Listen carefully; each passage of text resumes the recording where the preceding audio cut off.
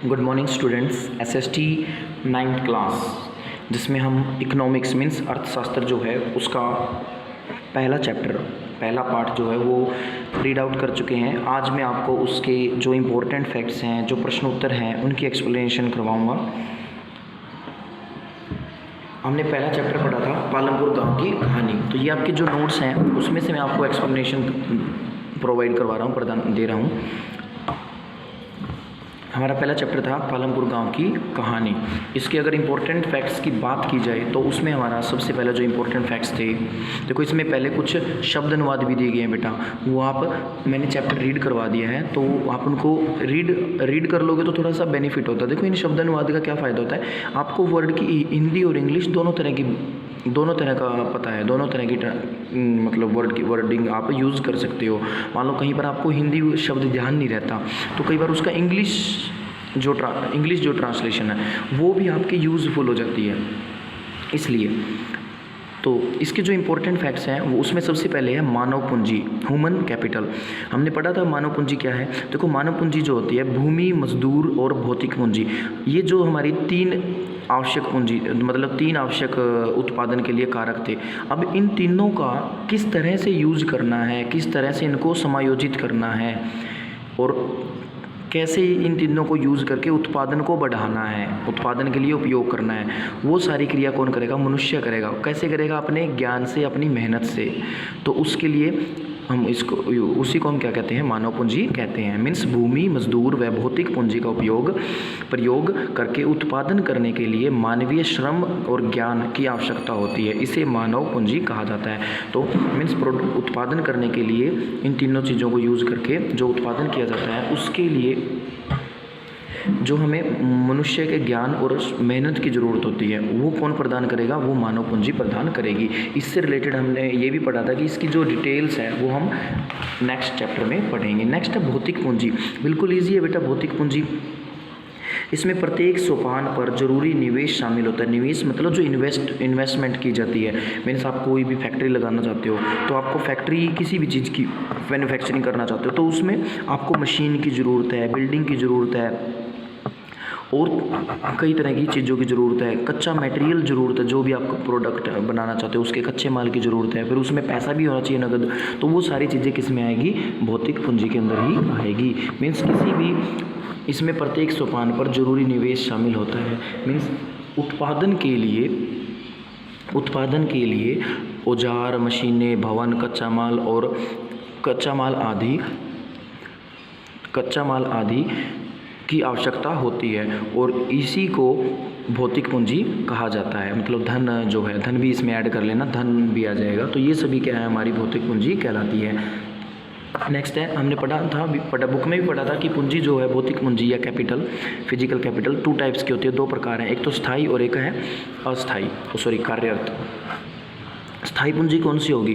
Means वे चीज़ें जिनकी हमने एक बार अगर हमने मैन्युफैक्चरिंग उत्पादन के लिए एक बार उनको यूज़ कर लिया तो बार बार उन्हीं का यूज़ होगा, बार बार उनको बदलने की ज़रूरत नहीं है, नए की ज़रूरत नहीं है। कार्यशील पूंजी वो होती है जिसकी बार बार ज़रूरत पड़ती है। एक बार लेकर आए वो ख़त्म हो जाएगा थोड़े दिनों में, फिर और लेकर आओगे। अब एग्जाम्पल की बात की जाए तो जो हमारे औजार हैं, मशीनें हैं, भवन है, ये तो आते हैं स्थायी में। और कार्यशील में अंदर आता है हमारा कच्चा माल और नगद पूंजी, मीन्स जो हमारे पास नगद पैसा होता है। उसके बाद वर्ड आता है हरित क्रांति। देखो जो हरित क्रांति हमने पढ़ा था कि हरित क्रांति के बाद पालमपुर गांव में या और भी हमने पंजाब वगैरह का एरिया भी पढ़ा था कि पंजाब में भी बहुत अच्छी गेहूं की खेती में खासकर बढ़ोतरी हुई थी। उत्तर प्रदेश है और पंजाब है ये। तो ये क्या था हरित क्रांति? कृषि क्षेत्र में 1960 के उत्तरार्ध में, यहाँ उत्तरार्ध का मतलब है कि जो 1960 का दशक था, मीन्स 1960 के बाद 61, 62, 63, 64, 65, 66, ये जो जैसे हम नीचे की तरफ जा रहे हैं, 70 की तरफ जा रहे हैं, तो ये उत्तरार्ध हो गया। मतलब 1960 का दशक धीरे धीरे खत्म होने वाला है, तो वो उतरने लग रहा था। उस टाइम में क्रांति में लागू की गई क्रांति जिसने खेती के आधुनिक तरीकों के द्वारा कृषि उत्पादन में वृद्धि की थी। देखो सीधा से मोटे तौर पे समझो हरित क्रांति क्या है।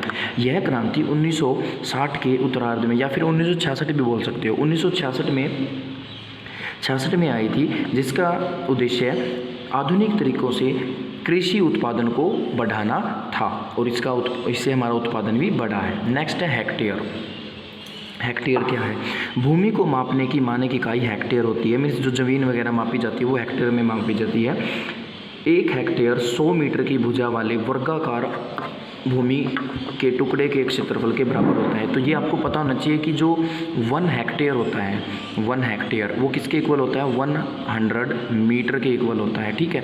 और अगर ज़मीन की बात करें तो ज़मीन में 1 हेक्टेयर किसके बराबर होगा? ज़मीन में 1 हेक्टेयर मतलब 100 मीटर लंबा, 100 मीटर चौड़ा, ठीक है। ये वर्गाकार, अगर 100 मीटर उसकी लंबाई और 100 मीटर चौड़ाई है तो उसको हम बोलेंगे हेक्टेयर। अब देखो लगभग 1 मीटर में लगभग 3 फीट होता है, 3 फीट होता है, ठीक है। 3 फुट के आसपास 1 मीटर हो जाता है। तो इससे आप थोड़ा सा अंदाज़ा लगा सकते हो कि इसमें कितने फीट का वो एरिया हो जाएगा। नेक्स्ट, बहुविध फसल। बहुविध फसल मतलब मल्टीपल क्रॉपिंग। ये हमने पढ़ा था कि भूमि के एक टुकड़े पर एक ही वर्ष में या एक ही साल में कई फसलें उगाना बहुविध फसल कहलाता है। उत्पादन के कारक। उत्पादन के कारक मीन्स आप किसी चीज़ का उत्पादन करना चाहते हो तो उसके लिए आपको 4 बेसिक चीज़ों की ज़रूरत होती है जिसके बिना आपका उत्पादन कार्य शुरू ही नहीं हो सकता। तो उसको बोलते हैं उत्पादन के कारक। प्रत्येक उत्पादन भूमि, श्रम, भौतिक पूंजी और मानव पूंजी द्वारा संयोजित होता है। इन्हें उत्पादन के कारक कहा जाता है। नेक्स्ट है, इसमें जो दिया गया है बेटा, ये आपके इम्पोर्टेंट फैक्ट्स थे जो यहीं तक आपको करने हैं। इसमें फिर आगे क्या दिया गया है, इसमें जो आपके करने का जो टॉपिक है वो रहेगा पाठगत कार्य। पाठगत कार्य मीन्स जो इन टेक्स्ट में हमारे पास कुछ क्वेश्चन आंसर आए थे, कुछ हमारे डिस्कशन के ऊपर आधारित थे, मीन्स किसानों से बातचीत पर आधारित प्रश्न उत्तर, कुछ ऐसी चीज़ें आई थी। तो सबसे पहला है, इसके अंदर पहला प्रश्न है, आधुनिक या परंपरागत या मिश्रित खेती की इन विधियों में से किसान किसका प्रयोग करते हैं? एक टिप्पणी लिखिए।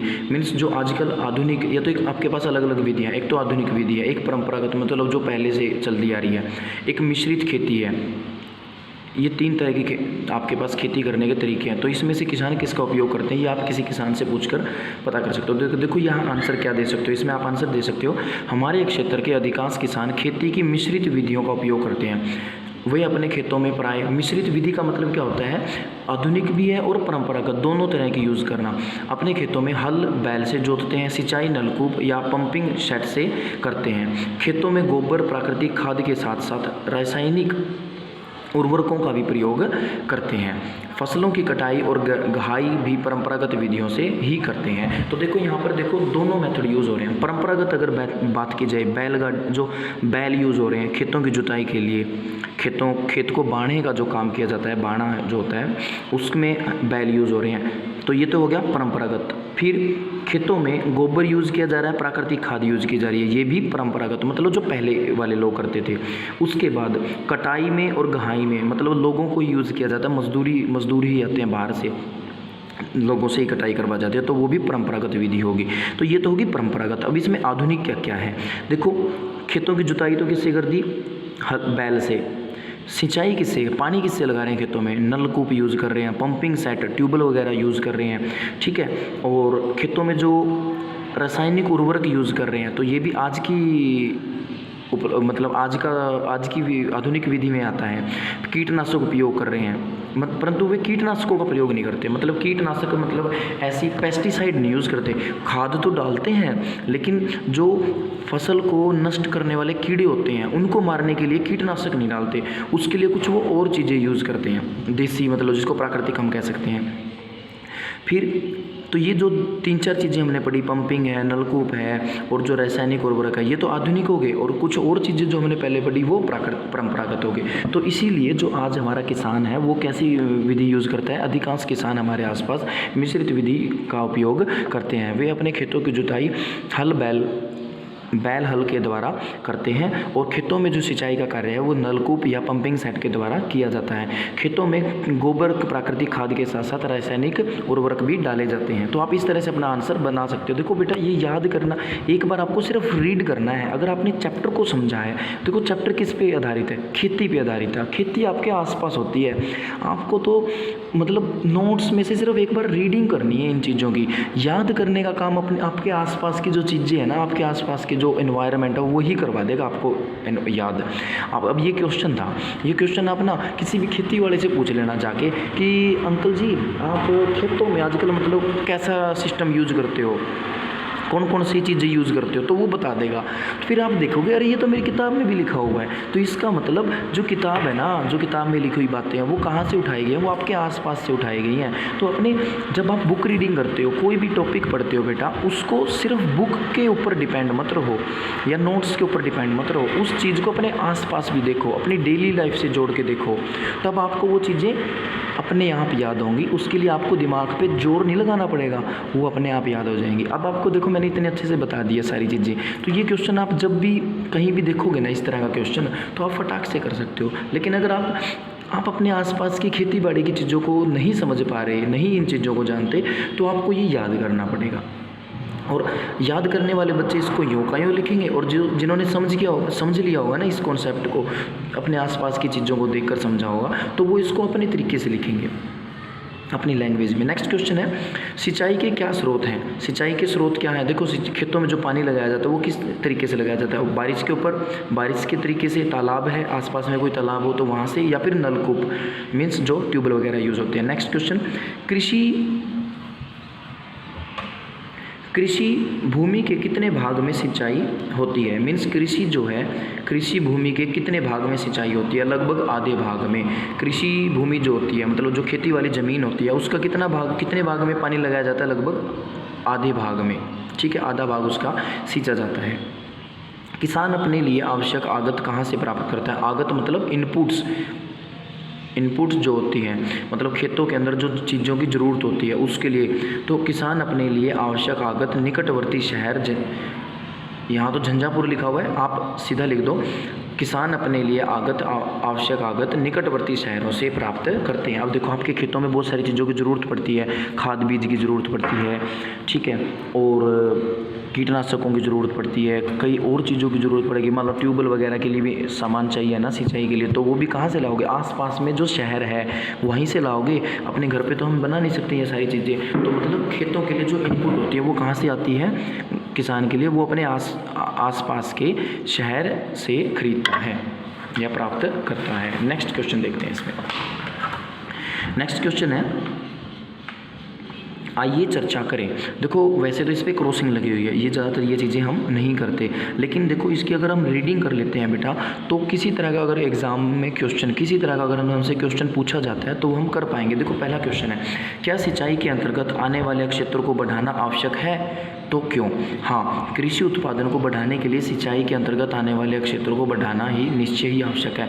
मतलब जो सिंचाई का एरिया है ना, जिस एरिया में हम पानी लगाते हैं उस एरिया को ज़रूर बढ़ाना चाहिए। उससे क्या फ़ायदा होगा?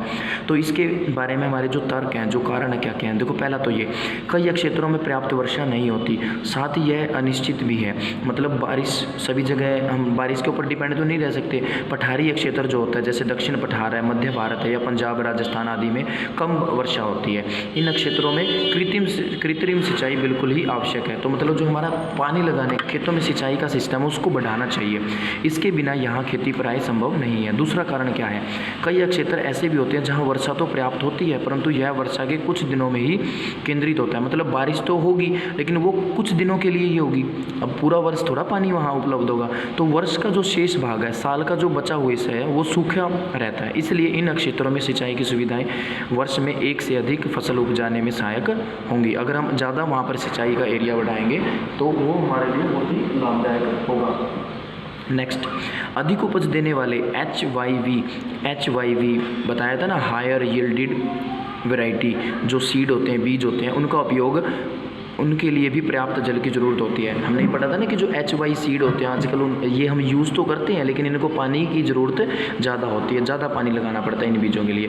तो आज भी देश के कुल कृषि क्षेत्र का 40% से भी कम भाग सिंचित है। मतलब 40% से भी कम लैंड जो है वो सिंचित है। मतलब 40% से कम ज़मीन पर अच्छे से पानी लग पाता है, बाकी पे कभी लगता है कभी नहीं लग पाता, इतनी अच्छा नहीं है। अतः तेज़ी से बढ़ती जनसंख्या की खाद्य आवश्यकताओं को देखते हुए कृषि उत्पादन बढ़ाने के लिए सिंचाई एक महत्वपूर्ण साधन होगा, इसलिए हमें इसको बढ़ाना जरूरी है। ठीक है, अगर जनसंख्या बढ़ रही है तो उसके लिए खाने पीने की वस्तुएं बढ़ रही हैं, उसकी डिमांड कहाँ से पूरी कर पाएंगे? खेती को ज़्यादा से ज़्यादा अच्छा बनाकर। नेक्स्ट है, एक ही भूमि पर उत्पादन बढ़ाने के दो अलग तरीके बताओ। बहुविध फसल है और दूसरा खेती की आधुनिक विधियाँ। आप नई नई खेती की आधुनिक विधियाँ यूज़ कर सकते हो या फिर मल्टी क्रॉपिंग सिस्टम जो है बहुविध फसल है वो यूज़ कर सकते हो। नेक्स्ट क्वेश्चन है, अब ये दोनों विधियाँ कैसी हैं, इनकी डिटेल दी गई है। बहुविध फसल प्रणाली, इसके अंदर क्या होता है, एक ही ज़मीन पर वर्ष भर में एक से अधिक फसलें पैदा की जाती है। उदाहरण के लिए हम कह सकते हैं बरसात के मौसम में खरीफ में ज्वार, मतलब जैसे जब बारिश का मौसम होता है तो हम वहाँ पर ज्वार भी लगा लेते हैं। हालांकि हमने उस मौसम में वहाँ पर और क्या लगा रखा है, या तो धान लगा रखे या कपास भी लगा रखे, लेकिन हम उसके साथ साथ ज्वार भी लगा लेते हैं। इस प्रणाली में खेती की परंपरागत या आधुनिक किसी भी विधि का उपयोग किया जा सकता है। दूसरा है खेती की आधुनिक विधि। ये मेथड क्या कहते हैं, इस विधि में एक ही पौधे या एक ही फसल में से ज़्यादा मात्रा में अनाज पैदा किया जाता है। मतलब यहाँ पर इस तरह की तरीका अपनाया जाता है कि पौधा तो एक ही होगा या फसल तो एक ही होगी, लेकिन उसकी पैदावार जो है वो बढ़ा दी जाएगी। देखो यहाँ तो दोनों में अंतर क्या है, यहाँ तो एक साल के अंदर अलग अलग फसलें पैदा की जा रही है, लेकिन यहाँ मतलब एक ही फसल से ज़्यादा पैदावार ली जा रही है। इसमें तो परंपरागत मेथड भी यूज़ हो सकते हैं, आधुनिक तरीके भी यूज़ हो सकते हैं। मतलब यहाँ पर कीटनाशक भी यूज़ किए जा सकते हैं, यहाँ पर देसी खाद भी यूज़ की जा सकती है, यहाँ पर कृत्रिम खाद भी यूज़ किए जा सकते हैं। यहाँ पानी लगाने का जो तरीका है खेतों का सिंचाई का, वो परंपरागत भी हो सकता है या आधुनिक भी हो सकता है। इसमें क्या कहते हैं, इसमें जो तरीके होंगे ना वो सारे के सारे आधुनिक होंगे। यह उन्नत HYV, इसमें HYV बीजों का उपयोग किया जाएगा आधुनिक विधि के तहत। इसमें अधिक पानी की ज़रूरत होगी, खाद वगैरह की और कीटनाशकों की भी ज़्यादा ज़रूरत होगी। तो देखो दोनों में किस तरह से डिफरेंस हमने देखा है। नेक्स्ट क्वेश्चन है, आधुनिक कृषि विधियों को अपनाने के लिए किसान के लिए आवश्यक कार्यशील पूंजी क्या है। कि अगर कोई किसान है वो अपनी जो कार्यशील पूंजी है उसको किस तरह की कार्यशील पूंजी की ज़रूरत पड़ेगी अगर वो अपनी कृषि को आधुनिक बनाना चाहता है। तो देखो आधुनिक कृषि, पहले तो हमें आधुनिक कृषि के अंदर पता होना चाहिए क्या क्या नए तरह के खाद जो है, रासायनिक खाद यूज़ करना, अच्छी क्वालिटी के बीज यूज़ करना, कीटनाशक दवाइयों का उपयोग करना, और जो सिंचाई है या जो मजदूरी वगैरह है वो अच्छी होनी चाहिए, बढ़िया होनी चाहिए। तो ये सारी चीज़ों की हमें ज़रूरत पड़ेगी, और इन सारी चीज़ों के लिए किसकी ज़रूरत पड़ेगी, पैसे की। तो इसीलिए हमें इन आधुनिक विधियों को अगर अपनाना है तो हमारे पास पूंजी ज़्यादा होनी चाहिए। हमने पढ़ा था ना चैप्टर में कि जो आज की आधुनिक खेती है उसमें ज़मीन भले ही कम हो लेकिन पैसा अच्छा होना चाहिए। अगर आपके पास अच्छा पैसा है तो खेती आप बड़े अच्छे से कर सकते हो, बड़ी आधुनिक तरीके यूज़ कर सकते हो। नेक्स्ट इसमें जो रहेगा क्वेश्चन वो है, पहले की तुलना में कृषि की आधुनिक विधियों के लिए किसानों को अधिक नकद की ज़रूरत पड़ती है। देखो दोनों क्वेश्चन लगभग सेम से हैं। उस ऊपर तो ये पूछ लिया कि जो आधुनिक विधियाँ होती हैं उसको अपनाने के लिए किसान को कार्यशील पूंजी की मतलब ज़रूरत है या नहीं, किसान के लिए आवश्यक कार्य पूंजी क्या है। तो वहाँ आधुनिक विधियों के लिए कार्यशील पूंजी क्या है, रुपया है, मतलब नगद पैसा है। अगर आपके पास नगद पैसा है तो आपके ऊपर वाली ये सारी चीज़ें, बीज, खाद, कीटनाशक दवाइयाँ, पानी की अच्छी सुविधा, मजदूर, सब कुछ खरीद सकते हो, सब यूज़ कर सकते हो। अगर पैसा नहीं है तो कोई फ़ायदा नहीं है इन चीज़ों को यूज़ करने का, मतलब ये मिलेंगी नहीं हमें।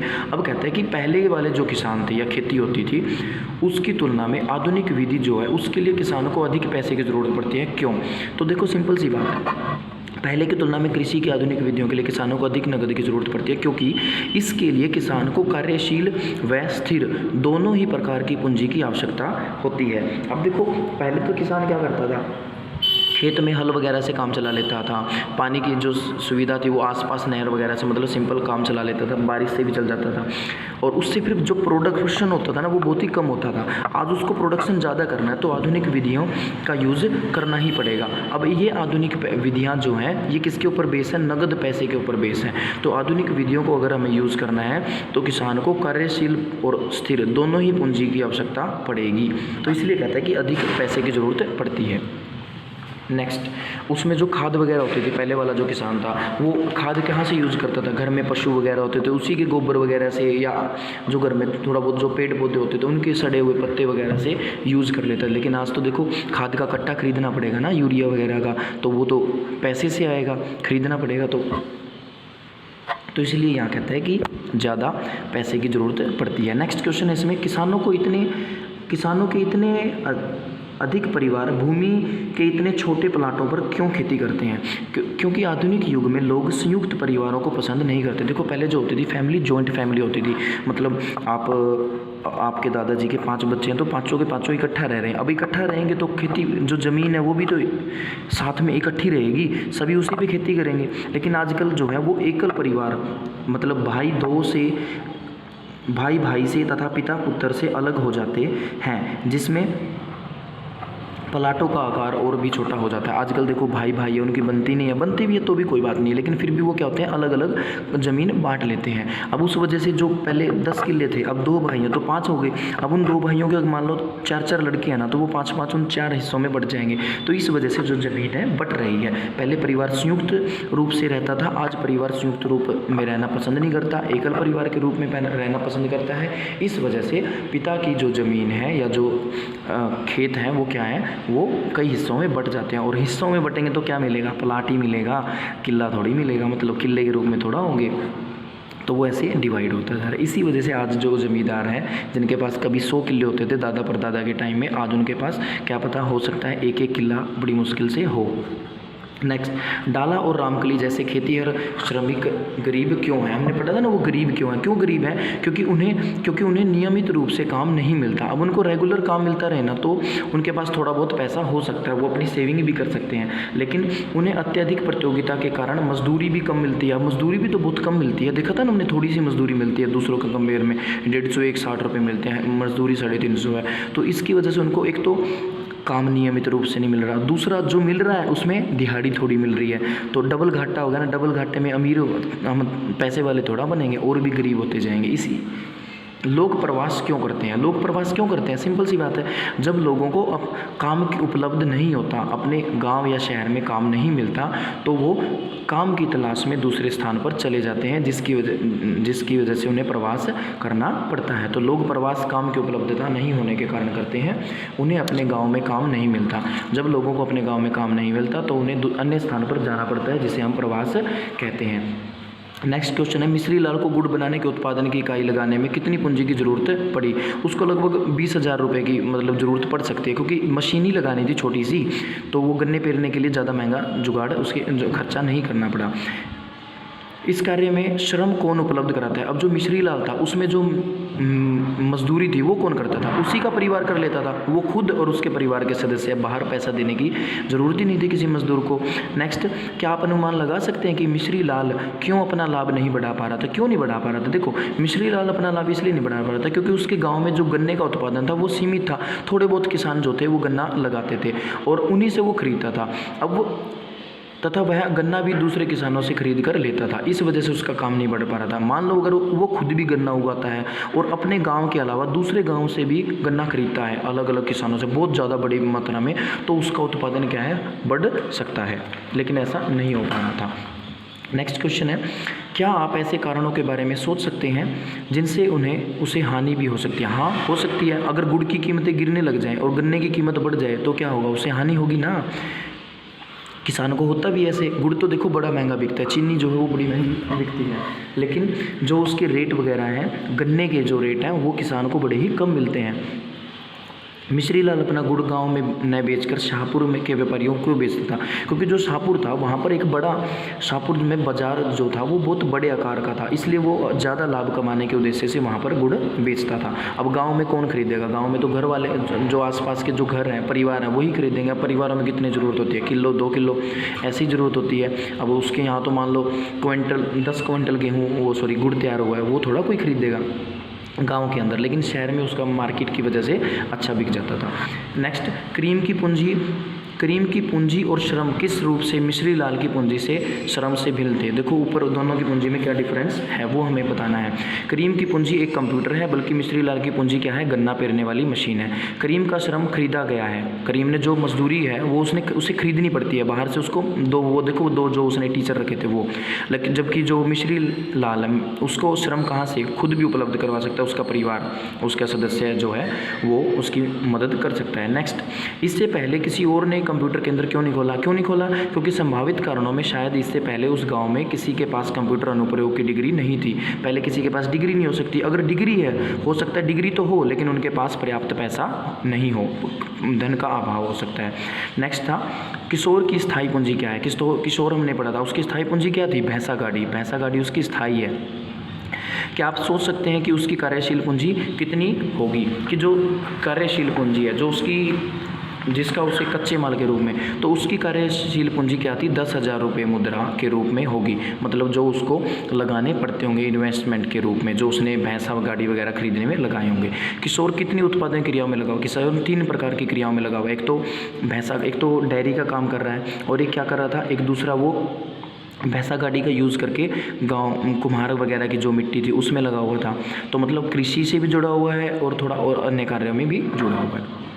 नेक्स्ट, क्या आप कह सकते हैं कि किशोर को पालमपुर की अच्छी सड़कों से लाभ हुआ? हाँ, अगर वहाँ की देखो सड़कें अच्छी हैं, पालमपुर की अच्छी सड़कों से लाभ हुआ। इनके कारण वह विभिन्न प्रकार की उत्पादन क्रियाओं से जुड़ सका और पहले की तुलना में अब अधिक धन कमाने लगा है। तो ये थे बेटा आपके जो इंटेक्चुअल, जो बुक के अंदर जो क्वेश्चन आंसर का मटेरियल था उनकी एक्सप्लेनेशन।